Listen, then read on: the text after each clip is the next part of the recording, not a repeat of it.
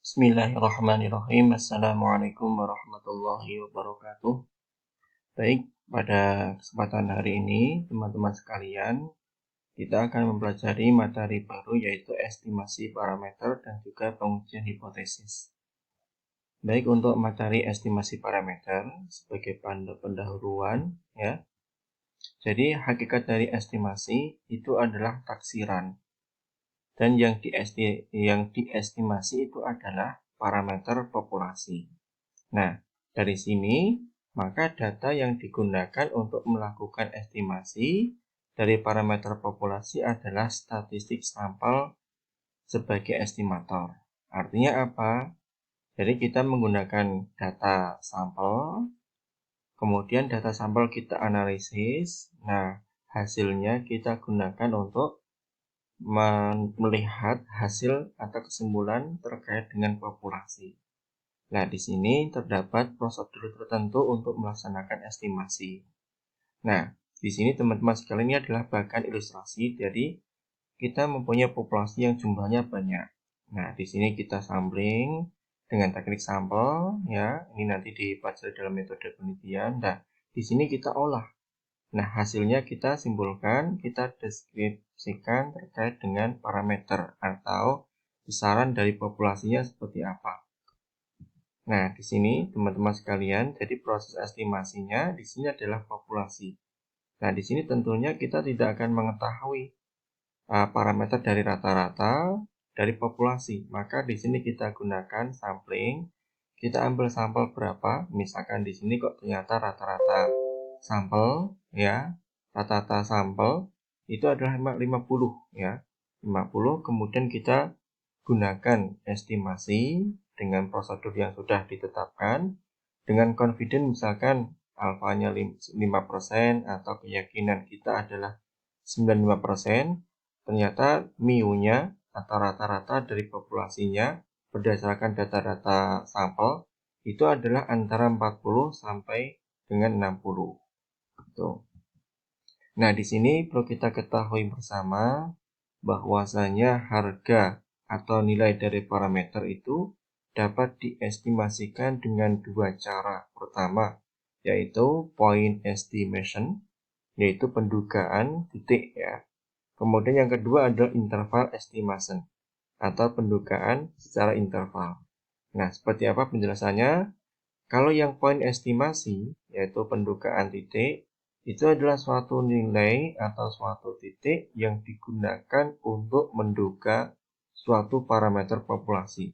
Artinya ada titik nilai, ya, statistik sampel berupa titik. Nah, titik ini kita gunakan, ya, untuk estimasi parameter populasi. Hasilnya juga berupa titik juga. Nah, kalau yang kedua, ini adalah interval estimasi, ya. Jadi pendugaan interval. Artinya adalah suatu interval yang menyatakan selang di mana suatu parameter populasi mungkin berada. Jadi kita mempunyai data sampel, ya, berupa titik, ya, apakah rata-rata atau variansi atau simbangan baku. Kemudian di sini kita lakukan pengolahan, ya, dengan prosedur estimasi.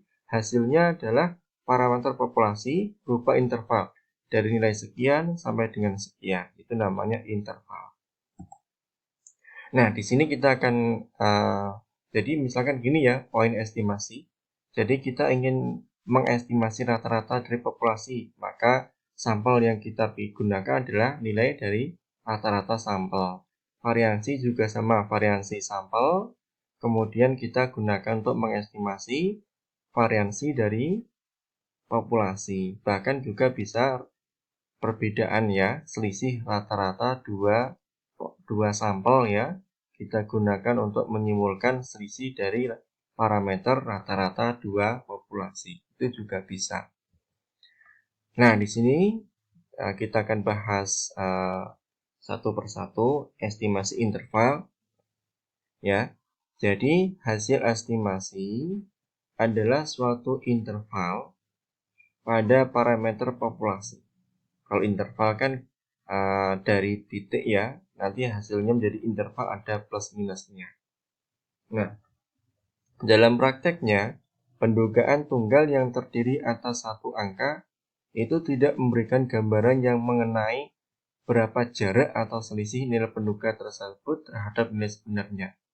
Jadi kalau cuma tunggal ya, misalkan estimasi titik ya, maka itu kurang bisa memberikan gambaran mengenai nilai jaraknya atau selisihnya dengan nilai sebenarnya.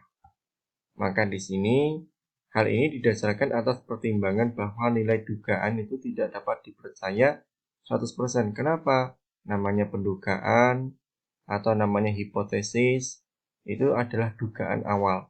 Kita menggunakan statistik alfa, tidak mungkin kalau kita menduga tidak mungkin 100%. Kenapa? Kalau 100%, kalau 100% kan jelas kita sudah yakin ngapain dilakukan pengujian.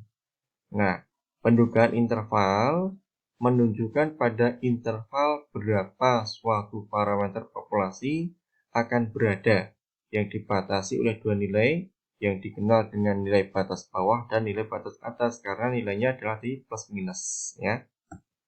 Nah, seperti ini adalah jika estimasi titik adalah theta ya. Maka estimasi interval itu adalah nilai seperti ini ya. Dari theta plus minus delta theta. Nah, maka di sini theta dari batas bawah theta min delta theta sampai batas atas adalah theta plus delta theta gitu. Ini adalah interval ya. Nah, asumsi misalkan gini ya, confident tingkat keyakinan kita ya. Jadi confident interval untuk rata-rata populasi di mana variansi ya, di mana simpangan bakunya itu diketahui. Jadi kita ingin menghitung ya berapa sih nilai parameter rata-rata dari suatu populasi yang diketahui datanya adalah simpangan bakunya ya, simpangan bakunya diketahui. Nah, di sini kita harus gunakan beberapa asumsi yang harus dipenuhi dulu. Yang pertama standar deviasi populasi diketahui ya.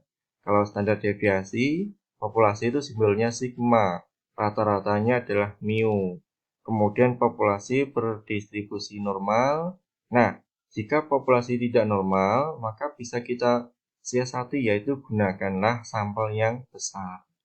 Kemudian estimasi confidence interval dengan menggunakan distribusi normal Z ya. Jadi rata-ratanya ya untuk suatu populasi yang diketahui pertama ya.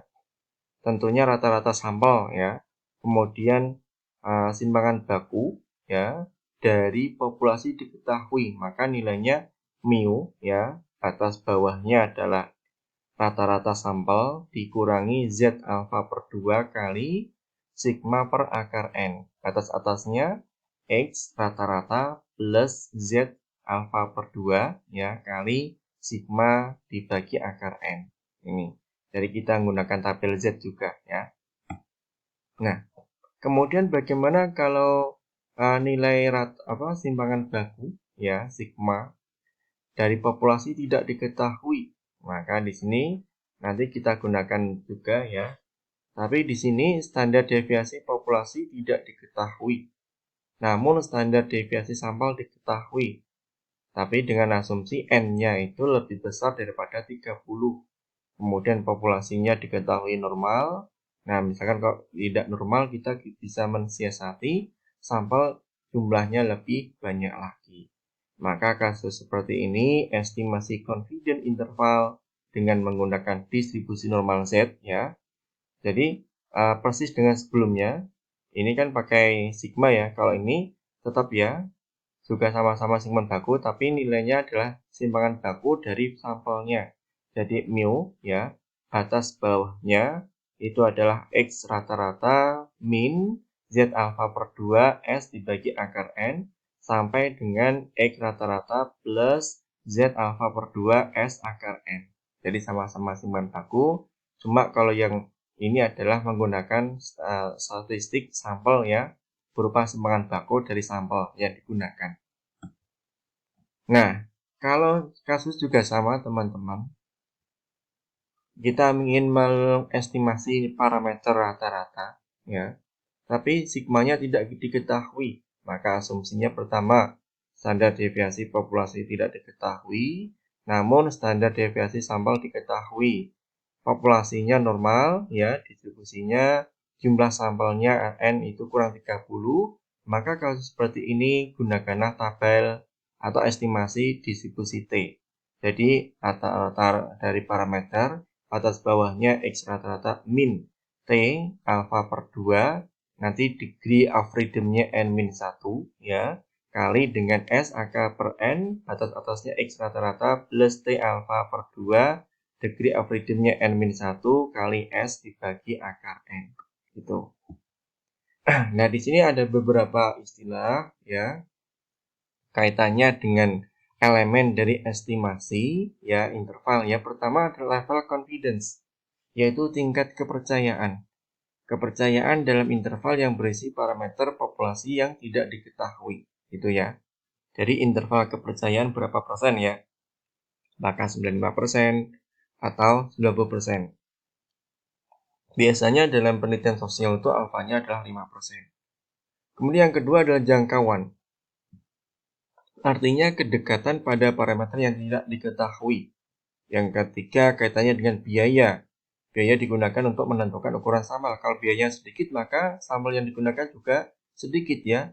Kalau biaya banyak ya semakin banyak juga sampel yang digunakan. Jadi ini kaitannya elemen estimasi itu level confidence dengan kepercayaan kita, kemudian presisi atau jangkauan, kemudian biaya dari yang digunakan dalam penelitian ya. Nah, di sini teman-teman sekalian, jadi level confidence ya, ini ditentukan dengan apa? Alfa yang kita gunakan. Jadi 100 ya dikali dengan 1 min alfa. Misalkan alfanya itu 5% ya, maka 1 kurangi 1 kurangi dengan 0,05 ya. Karena dalam bentuk persen ya, alfanya 5%, maka menjadi 95% ya. Nah, di sini tentunya peluang dari estimasi interval tadi itu sama dengan 100 kali 1 min alfa dikali 100 kali 1 min alfa ya. Misalkan alfanya 5 ya, berarti nilainya 95%. Keyakinan kita interval dari batas bawah sekian sampai batas atas sekian itu nilai adalah 95% misalkan. Jadi level confidence juga istilahnya hasilnya berupa peluang juga ya, peluang. Nah, di sini teman-teman sekalian nanti proses dengan tabel juga yang lain. Jadi misalkan kok level confidence ini adalah menggunakan distribusi Z misalkan ya. Jadi rata-ratanya kan tadi rata-rata dari populasi itu batas bawahnya adalah X rata-rata sampel kurangi Z alfa per 2 sigma akar N, sigma bagi akar N ya. Batas atasnya adalah X rata-rata dari sampel plus Z alfa per 2 kali sigma per N. Kali sigma dibagi akar ke N ya, akar N. Nah, di sini margin errornya ya, maksudnya plus minusnya adalah atau E-nya itu adalah Z kali alfa dibagi akar N. Nah, Z ini tergantung kita menggunakan alfa berapa. Misalkan confidence intervalnya 99% atau alfanya 1%, maka dicek saja. Yaitu di tabel distribusi Z ya. Maka Z-nya ketika 99% ya, peluangnya ketemunya adalah plus minus 2,575 ya. Kalau 95% maka Z-nya adalah plus minus 1,96.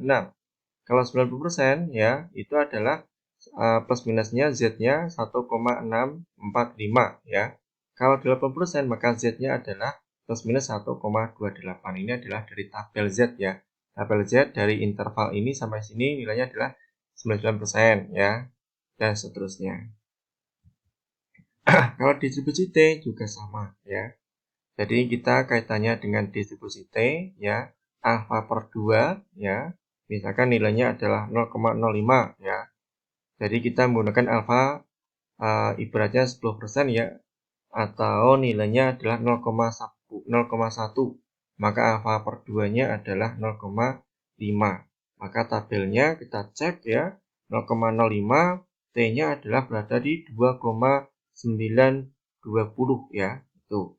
Jadi gampang sekali.